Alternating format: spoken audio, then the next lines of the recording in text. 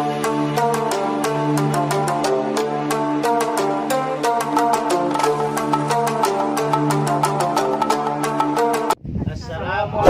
warahmatullahi wabarakatuh. Waalaikumsalam warahmatullahi wabarakatuh.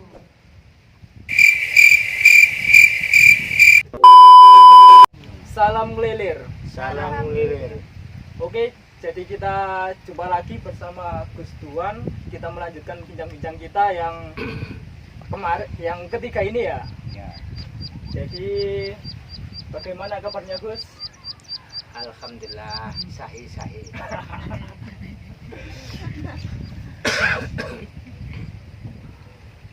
Hmm,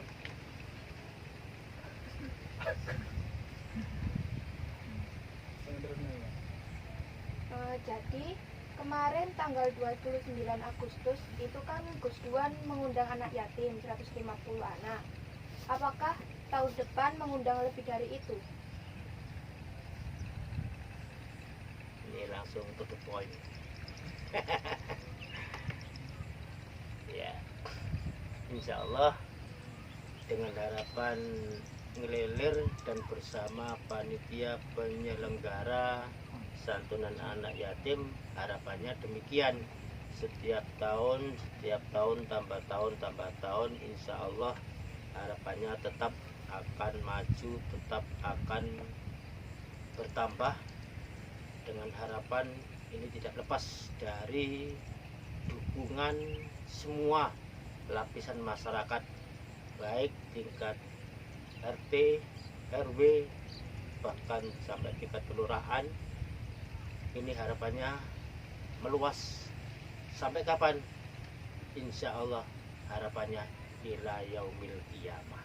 Insya Allah demikian. Bertambah terus. jadi apa yang membuat Gus Duan seyakin itu acara santunan anak yatim ini bisa akan menjadi lebih besar dari yang sekarang? Ya, dari awal-awal kan sudah saya jawab juga kenapa saya yakin dengan adanya santunan anak yatim ini bisa meluas sampai alhamdulillah segini besar yang sudah kita saksikan bersama-sama ketika tanggal 29 Agustus kemarin itu kan ya alhamdulillah sudah banyak juga. Oleh sebab itu, karena saya yakin kenapa dari perjalanan awal itu ya segalanya kayaknya tidak mungkin, tapi kenyataannya memangnya demikian. Seperti hanya kemarin, tahun kemarin itu punya kas hanya 5 juta. Nah, dengan adanya kas 5 juta itu bahkan pada saat itu panitia bisa mengeluarkan sampai 21 juta. Itu kan gak mungkin juga, tapi kenyataannya apa? Kayaknya nihil, tapi kenyataannya lancar sampai bisa mencapai segitunya. Nah, dengan adanya dana-dana yang cukup padat, cukup pendek, dengan durasi waktu pengumpulan dana itu mungkin hanya beberapa jam. Pada waktu ceritanya kan begini, di awal tahun berapa itu saya dan panitia itu mempunyai dana cuma kas 5 juta. Lalu saya bawa ke tempat acara pada waktu maghrib. Itu kira-kira jangka waktu setengah jam sudah ada dana tambahan 2 juta, yakni 7 juta. Dengan dana 7 juta itu tidak lama kemudian akhirnya hampir saya naik panggung, itu sudah mencapai hampir 40 juta. Itu kan gak kita sangka. Bahkan banyak panitia ini banyak yang komplain, kok ditambah sekian banyak Gus Duan, anak-anaknya ini pendaftaran kok ditambah terus gini sampai nambah sekian. Wallahu alam, saya pasrahkan kepada Allah yakin Gusti Allah akan memenuhi janjinya. Allah akan mencukupi semua kebutuhan anak-anak yatim. Itu yang membuat saya yakin bahwasanya santunan anak yatim ini semakin meluas, semakin banyak anak-anak yang kita bersama sama. Subhanallah. Jadi gitu teman-teman, kita tahu kan kalau kita mau membantu anak yatim tidak akan ada hambatan untuk kita, apalagi harta dunia. Lawang dunia seisinya adalah milik Tuhan. Kan sepele banget masalah uang. Awalnya hanya 5 juta, setelah habis maghrib, setelah acara sudah menjadi 40 juta. Ya. Jadi kalau kita mau membantu anak yatim, sudah tidak usah ragu lagi. Kita sudah memiliki contoh kita, Gus Duan ini begitu semangatnya dalam membantu anak yatim. Bahkan pada waktu itu sempat saya begini ya, ini religius dalam jiwa saya yakin-yakinnya karena itu semua. Bahkan saya tanya kepada Allah, bukan ini namanya pertanyaan atau apa ya, yang nggak pantas lah jika seorang hamba meminta yang berlebihan. Sebenarnya saya nggak berlebihan, cuma pada waktu itu karena waktunya yang sangat sempit sehingga sampai saya ini mengatakan begini kepada Allah, ya Allah, ini adalah anak-anakmu, ini adalah Engkau yang mencukupi. Dengan durasi yang sangat sempit ini, hanya beberapa menit saja, ini masa Engkau tidak bisa memenuhi, mencukupi kebutuhan anak-anak yatim? Apakah karena saya meminta jatah kepadamu ya Allah berlebihan? Ini apakah pengaruh bagimu ya Allah? Apakah pengaruh? Apakah berat bagimu ya Allah jika aku meminta segini? Jika menurut Engkau berat ya Allah, ini tidak pantas. Bahkan sampai saya mengatakan begini, seandainya Engkau tidak mencukupi anak-anak yatim ini, bagaimana mungkin aku bisa menyebut Engkau zat yang cukup? Sampai begitu. Ini kan berlebihan. Tidak sepatasnya Gus Duan tingkatannya orang begini, banyak dosa, mintae kok ngebet, mintae kok maksa. Ini bukan paksaan ya Allah, ini kebutuhan. Itulah yang saya sampaikan kepada Allah, yang sehingga pada waktu itu saya mau naik panggung sambutan acara. Akhirnya uang saya suruh buka di kotak itu, akhirnya dibuka sama anak-anak, dihitung sekaligus sampai mencapai 41 juta. Dengan saya kagetnya ya, sangat kagetnya, sehingga saya sangat menangis pada waktu itu. Kan nggak dengar karena soundnya kan suaranya keras, sehingga saya menangis di tempat yang sepi, sehingga sebagian panitia ini melihat saya, Gus Duan nangis, Gus Duan nangis. Tidak ada yang dekat, cuma melihat begini saja, kembali lagi, melihat begini, kembali lagi. Akhirnya itu, alhamdulillah, ini semua karena kita tidak boleh takut, kita tidak boleh menyerah. Kalau kita punya tanggung jawab terhadap anak yatim, pasti kebutuhan kita akan dicukupi oleh Allah Subhanahu wa Ta'ala. Jadi begitu ya, kalau kita punya keinginan, doanya bisa kita contoh, sedikit mengancam dia. Tolong dikasih jalan Pak Dini. bersane pun. Ya, ngomong iki. Oh, nggih, monggo niki. Ayo matur. Ya, suwun. Teman-teman karena bisa mengundang anak yatim banyak, isi amplopnya cuman sedikit. Maaf loh, pertanyaan saya sebetulnya karena banyak yang berpikir demikian. Gitu ya. Jadi banyak ya kalangan warga itu yang mengira bahwa isi amplopnya itu cuma sedikit, karena yang diundang saking banyaknya. Mencapai berapa kemarin tuh? 150. 150 anak. 150 anak kok mengundang segitunya banyak. Jangan-jangan ini amplopnya cuma 10.000. Kira-kira. 2 tahun kemarin itu insya Allah isinya amplop 250.000. Ada yang 300.000. Terus tahun kemarin itu 150.000 karena terlalu banyak saya menambahnya.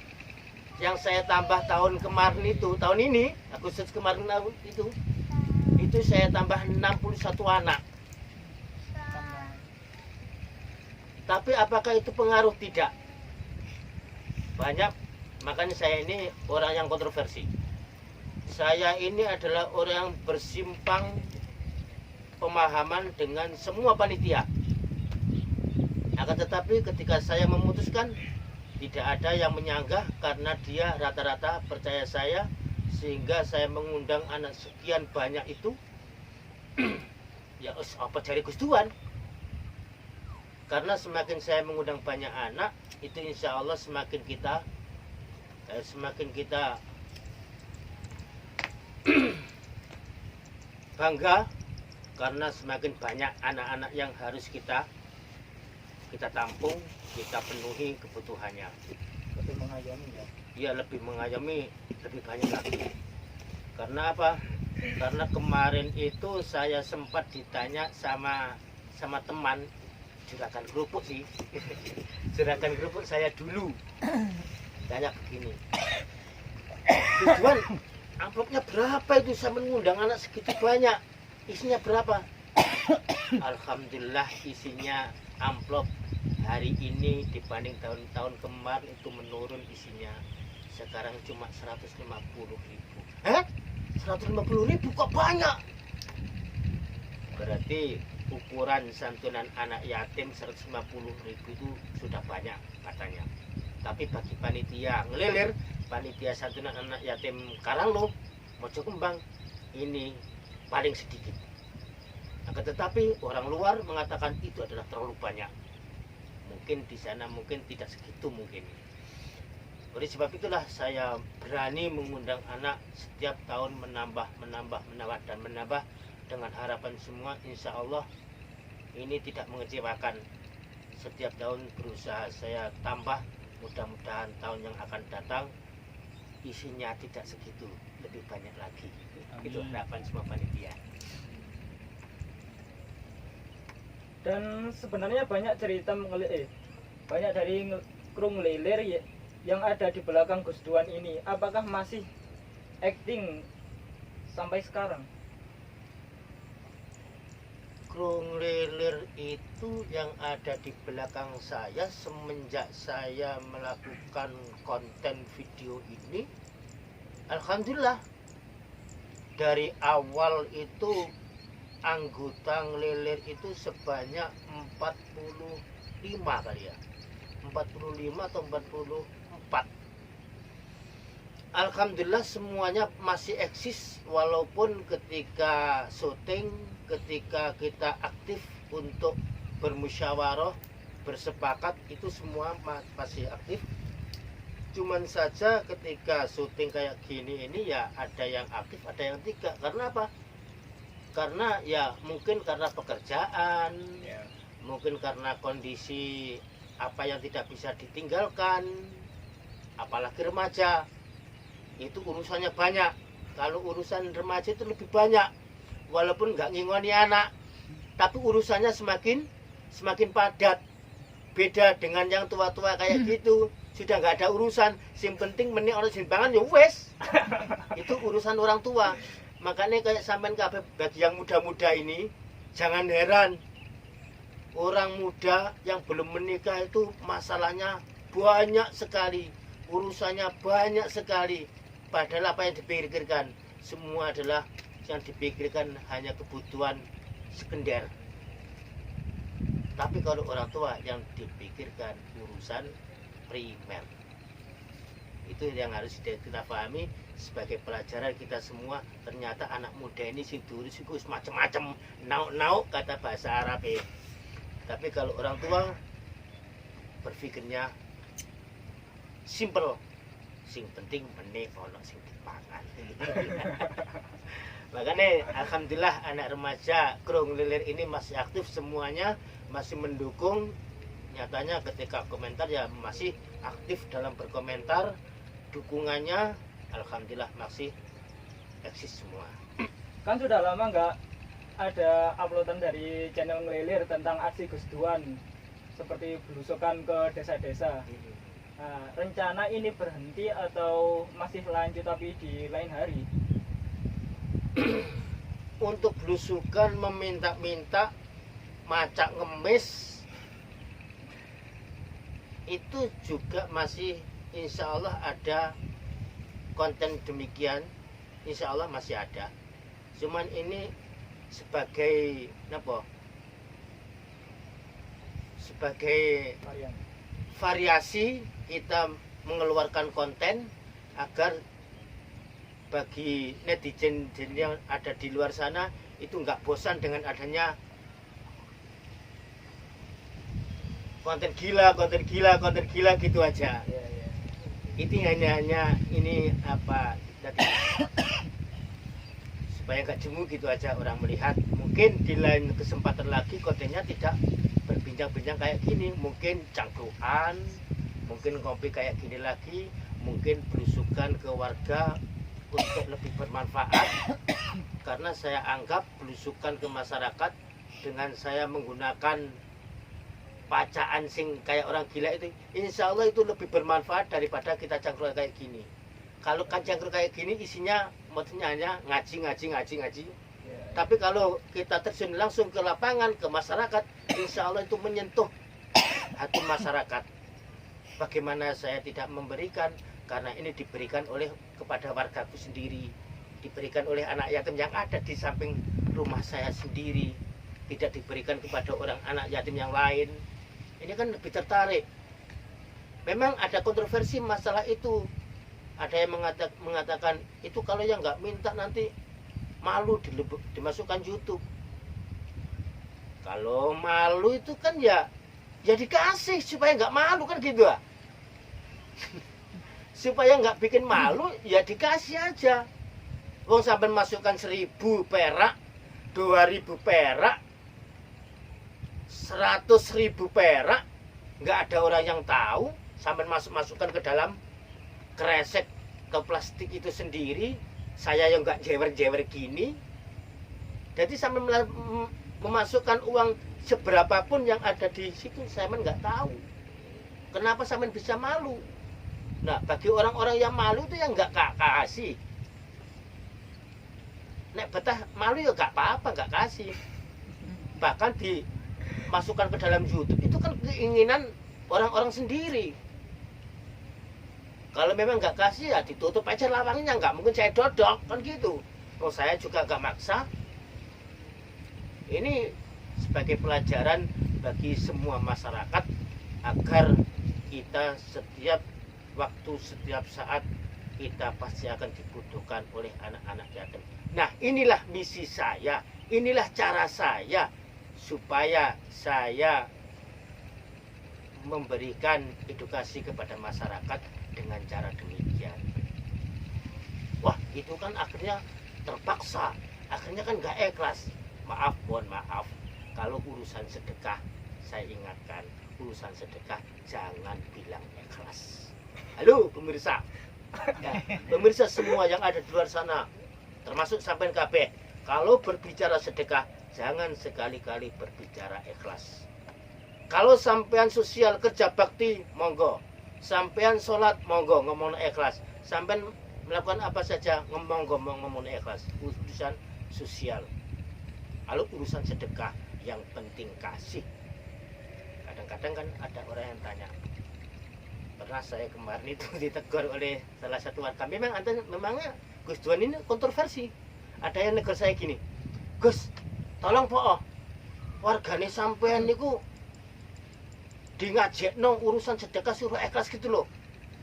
Caranya nggak kayak gitu, sedekah kok sumbung-sumbungan. Malah saya tantang, itu memang ajaran saya. Sedekah dengan dikeluarkan, dilihat, dan itu ajaran saya. ketika kita bersedekah harus kita perlihatkan kepada orang lain. Akhirnya saya tanya, coba sampean pilih, sedekah banyak tidak ikhlas. Pilih, sedekah banyak tidak ikhlas dengan sedekah, saya ulangi, sedekah banyak tidak ikhlas dengan tidak sedekah tapi ikhlas. Pilih pundi?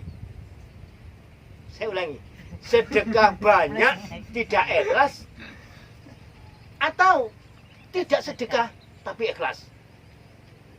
Saya bilang anak yatim gak butuh ikhlas, anak yatim butuh makan. Dia akhirnya nggak bisa bicara. Nggak perlu kita ikhlas. Sedekah itu ikhlas bukan tingkatan kita. Kita nggak ada yang tahu ikhlasnya, kita ini nggak tahu. Yang tahu adalah diri kita sendiri dengan Allah Azza wa Jalla. Ya.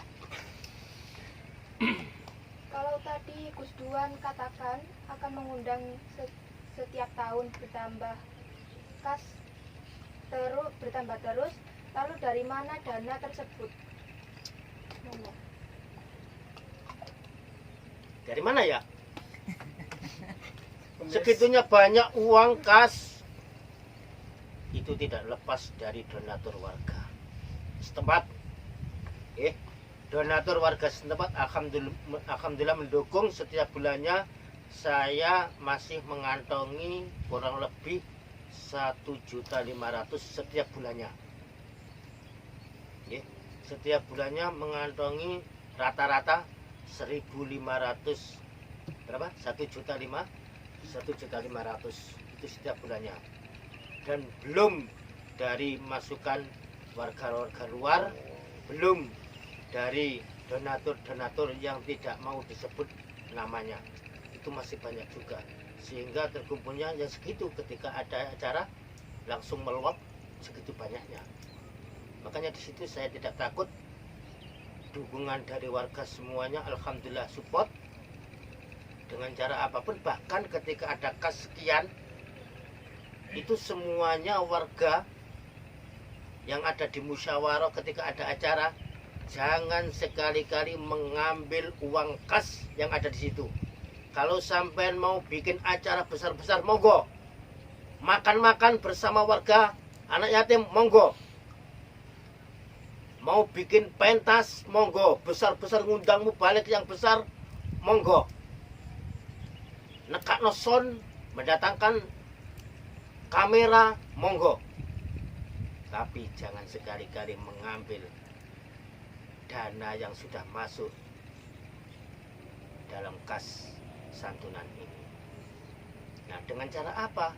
Untuk semua itu warga, untuk supaya bisa membuat acara ini bisa biar bisa besar, ini dengan cara itu. Alhamdulillah, saya sonya, saya mubaliknya, saya banjarinya, saya ininya, saya itunya. Alhamdulillah, itulah semangat warga masyarakat khususnya Mojokembang.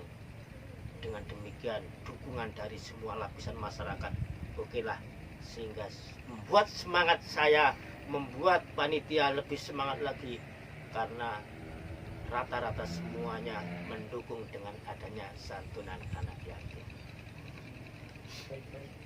Sebentar ya Gus, saya seruput dulu kopinya. Mau nggak diminum? Sudah kering. Monggo Mbak, monggo. Santai saja, santai. Nah, jadi gini Gus, kan banyak para netizen yang tertarik dengan perjalanan spiritual Gus Duan, ya kan? Lah, apakah Mas Gus Duan ini masih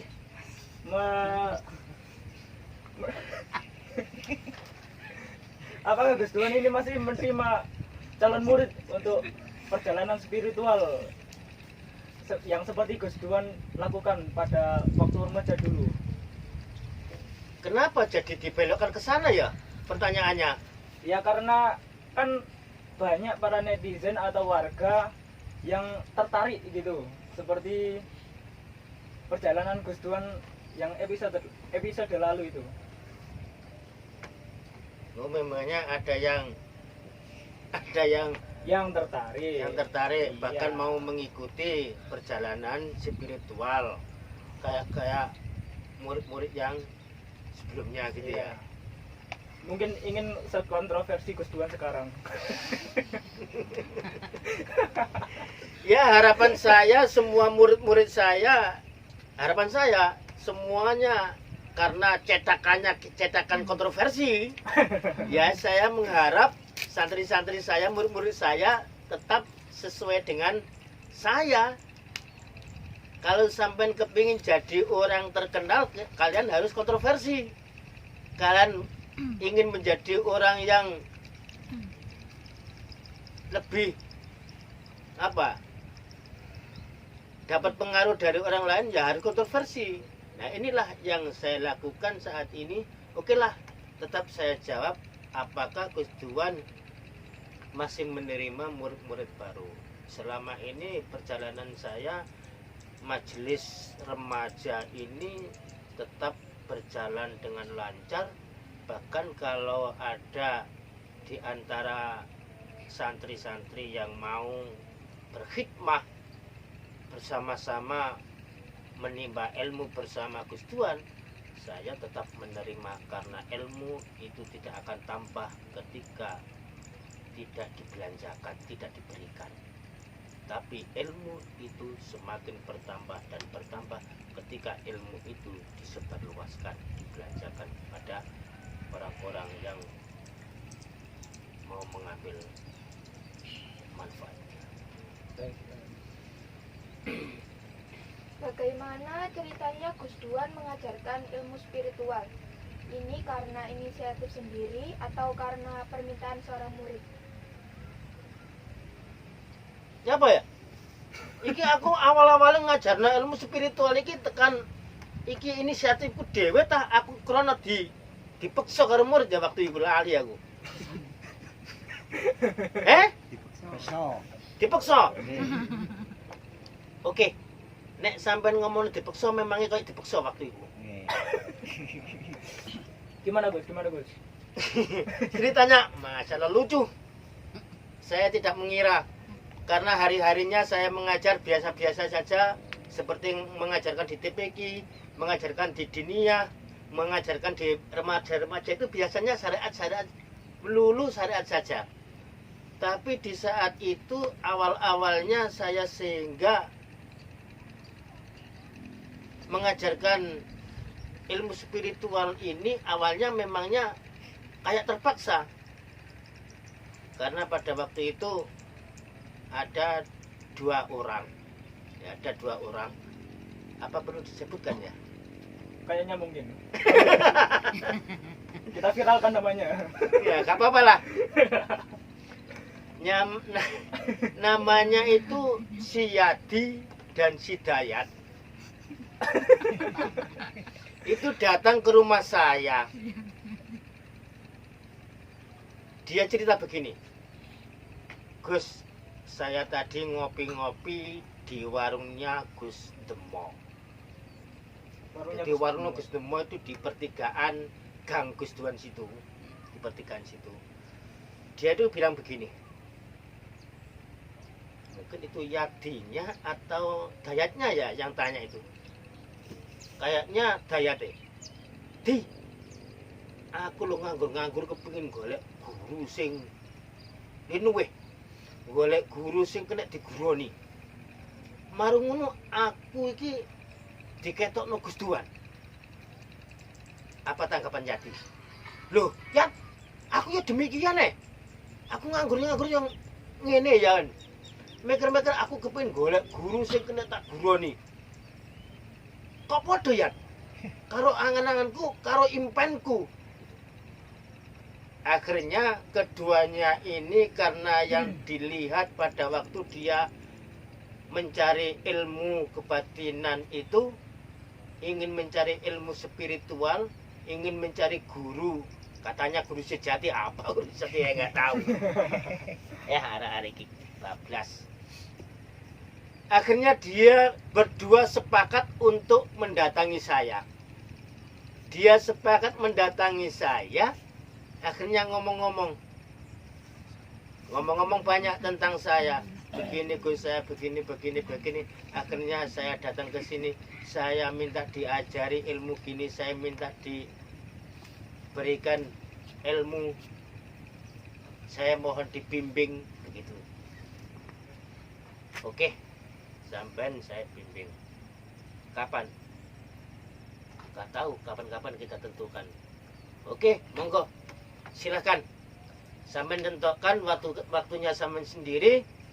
Terserah kapan waktunya, di mana itu tergantung sampean kabeh. Akhirnya demikian. Akhirnya dia itu kedua anak ini pulang. Besoknya entah 1 hari atau 2 hari, ada salah satu santri nyelonong. Bahasa nyelonong itu ujuk-ujuk. Ujuk-ujuk nggak tahu. Ujuk-ujuk dumadaan. Sopolah dumadaan terus pokoknya tiba-tiba ya. Anjene Gus Duan itu kurang masalah bahasa, anjene wis kendo. Ya. Tiba-tiba ada di lain hari ada yang namanya Edi. Itu datang ke rumah. Saya tanya, dia datang, Assalamualaikum, Waalaikumsalam warahmah. Sampai saya tanya gini, sampai dari mana? Saya dari Blimbing. Saya dari Blimbing Pelemahan. Sampean ke sini untuk apa? Begini, apa ini betul rumahnya Gus Duan? Nggih, terus Gus Duan sing kontroversi niku lho. Nggih, kula niki sing tukang urah-urah. Terkenal karena kontroversi. Kula niki tukang urah-urah. Gini Gus, saya ingin berguru kepada sampean. Loh, Mas, saya ini nggak kenal sampean baru kenal kali ini kepada saya.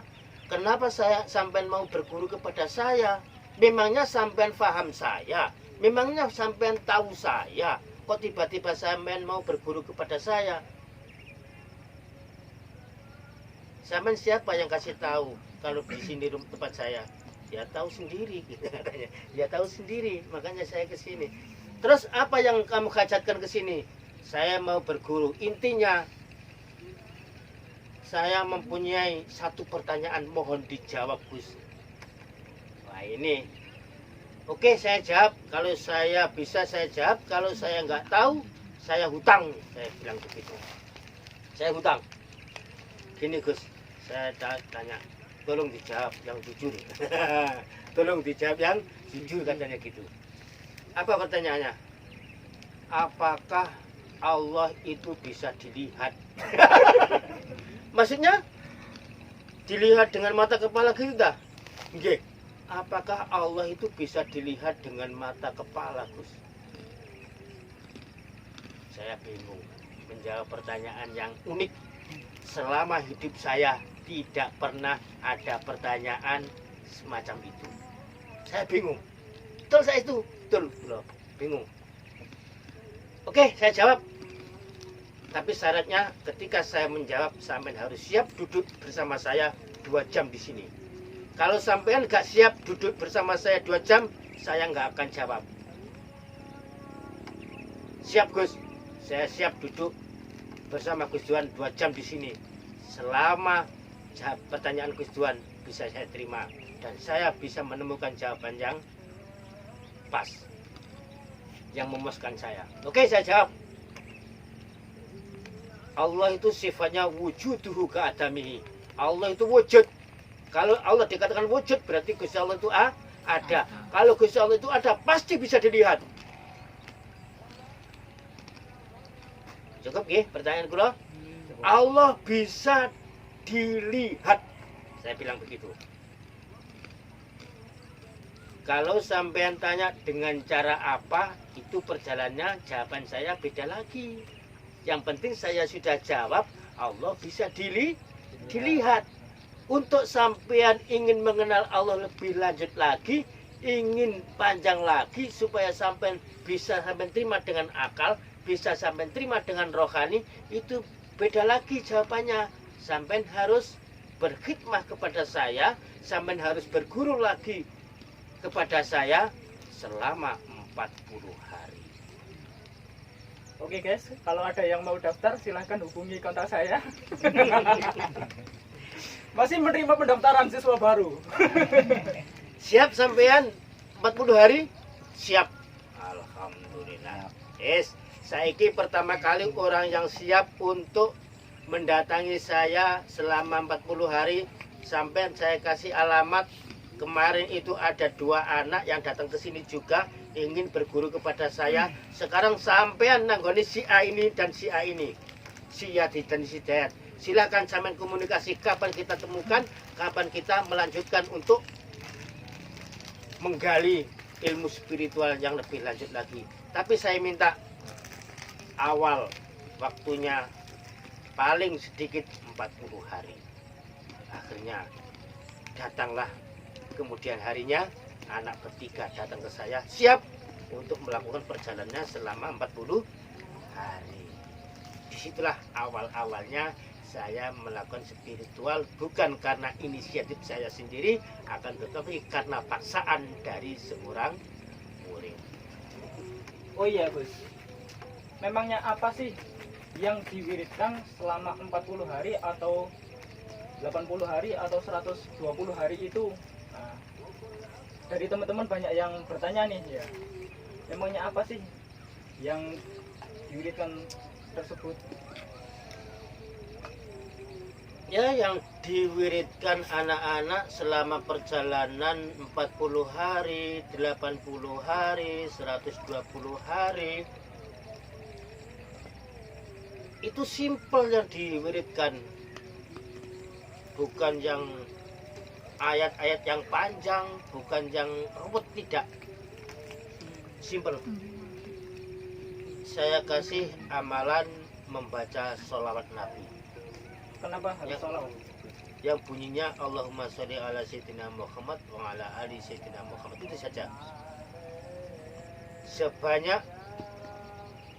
4.444 sekali duduk. Itu selama 40 hari, ada yang sampai 80 hari, ada yang nyampe 120 hari. 4.000, Itu yang diwariskan. 4.444. Gak boleh dinego. Ini kalau dibuat duduk ini sakit Gus, kalau lama-lama. Ya, kalau sampai nego misalnya minta 1.000 atau minta 500, monggo-monggo saja. Tapi ini kan pelanggaran.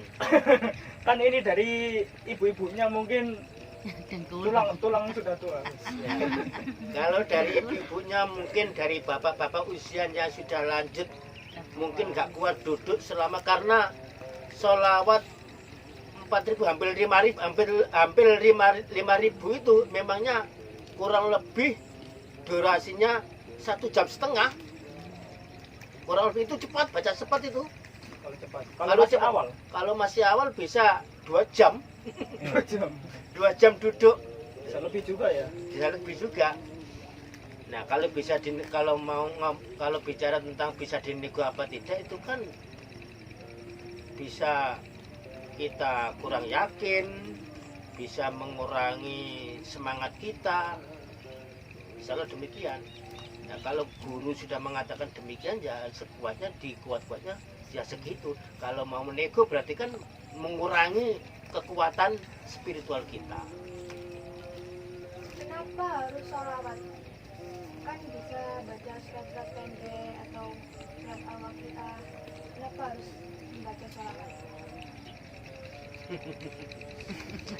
Kenapa harus sholawat kok tidak baca Waqiah, Fatihah, Yasin, Tahlil, Manakib dan lain sebagainya?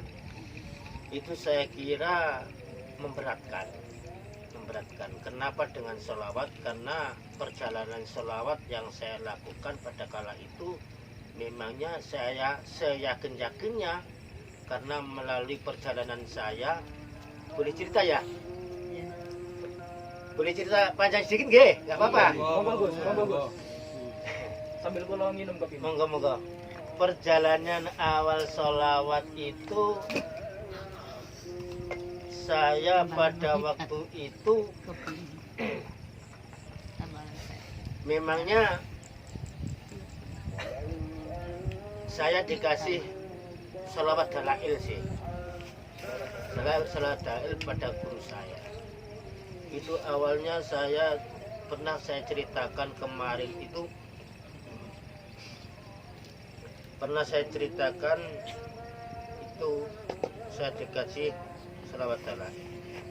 Lalu saya dikasih perjalanan riyadhah spiritual saya. Saya disuruh berjalan dari Pare ke arah ke timur. Itu berjalan kaki saya lakukan. Itu sampai tembus Surabaya. Masih ada yang siap berjalan seperti itu. Dari Pare menuju ke Surabaya jalan kaki. Ayo guys, Ada yang sanggup? ajukan tangan. Lambaikan tangan jika tidak. Ada yang sanggup berjalan kaki? Nah, itu saya lakukan. Awalnya saya nggak dibatasi sampai mana. Yang penting saya disuruh berjalan untuk arah ke timur. Kenapa arah ke timur saya nggak tahu. Cuma intinya yang diberikan kepada saya, kamu berjalan ke timur, mencari guru sebanyak 7. Saya nggak pernah tanya kalau dikasih ijazah oleh guru itu gurunya siapa, harus datang kemana. Saya insya Allah khidmah kepada guru. Ketika saya diberikan langsung saya lakukan, tidak pernah bertanya ini dan itu. Ketika saya disuruh berjalan ke timur, disuruh mencari guru, akhirnya saya lakukan. Yang dimohon oleh guru saya, kamu datang ke guru-guru dan kamu harus selalu minta doa ke guru 7 itu. Mungkin nek sampean dikon mlaku nang guru itu mungkin sampean nak ngeten. Guru itu namanya siapa, Yai? Gurunya ada di mana, Yai? Jauh apa dekat, Yai? Itu mungkin sampean. Gitu. Di mana Yainya, gurunya di mana? Nanti minta doa apa? Itu sampean. Kalau saya tidak lakukan itu. Tapi saya dengan khidmah apa yang diberikan oleh Yai, saya lakukan. Akhirnya saya berjalan. Yang pertama kali yang sangat saya ingat itu di ini jembatan Badas.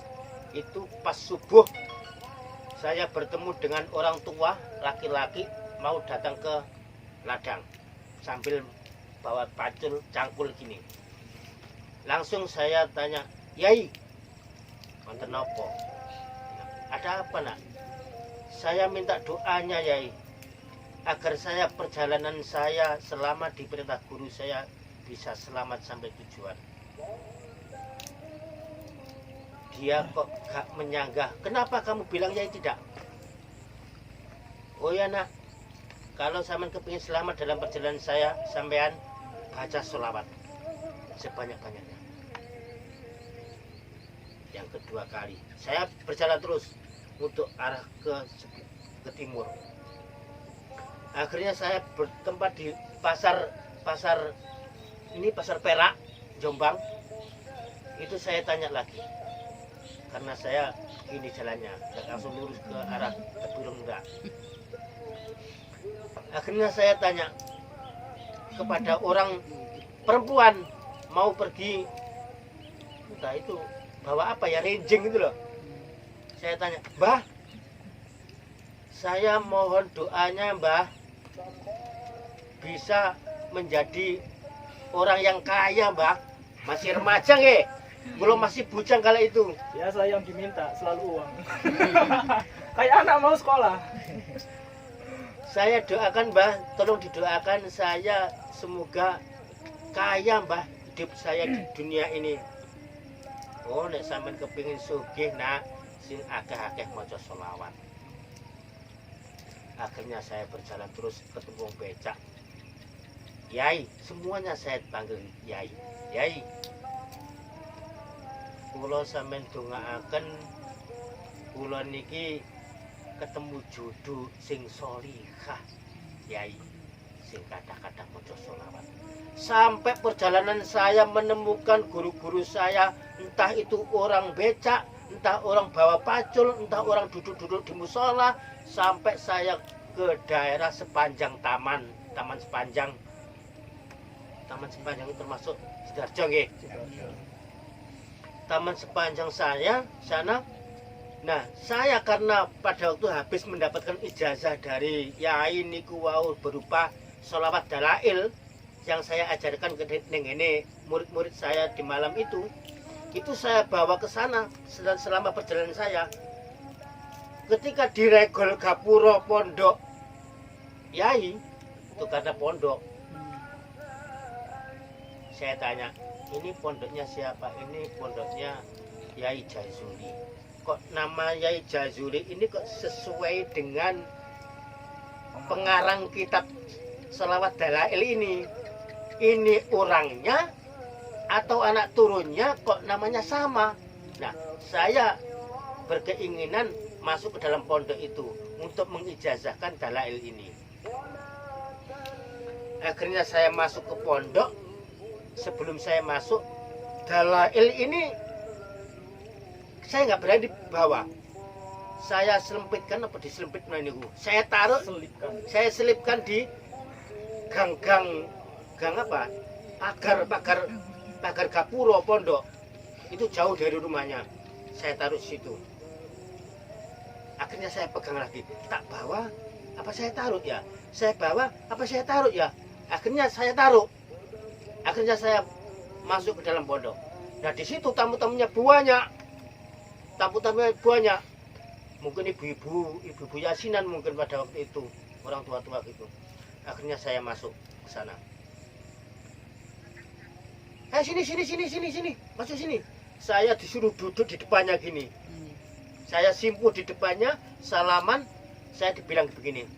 Kenapa bukumu kamu tinggal di sana? Kamu kira saya nggak bisa ngijazahi kamu dalail? Kamu kira saya nggak bisa mengijazahi kamu dalail?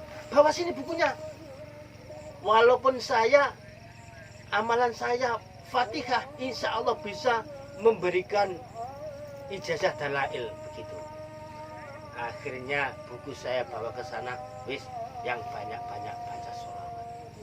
Semuanya orang seperjalanan saya, orang yang saya ketemukan di situ mengatakan yang banyak-banyak baca sholawat. Nah, dari situlah saya yakin bahwa sholawat ini bisa untuk apa saja, termasuk mencari jodoh, termasuk dunia akhirat, untuk kelebihan apa saja, untuk apa saja. Ini sholawat dan sholawat. Saya seyakin-yakinnya dengan sholawat itulah kita mampu untuk menguap apa yang kita hajatkan. Insya Allah demikian. Oke Gus, Waktunya maghrib ya. udah maghrib. Iya. Gimana, kita pending dulu acara ini? Ya, kita pending dulu. Oke teman-teman, untuk kelanjutannya kita lanjutkan ke episode yang selanjutnya ya. Siap. Kan sudah malam juga. Oke, terima kasih Gus Duan, maaf mengganggu waktunya. Ya. Iya.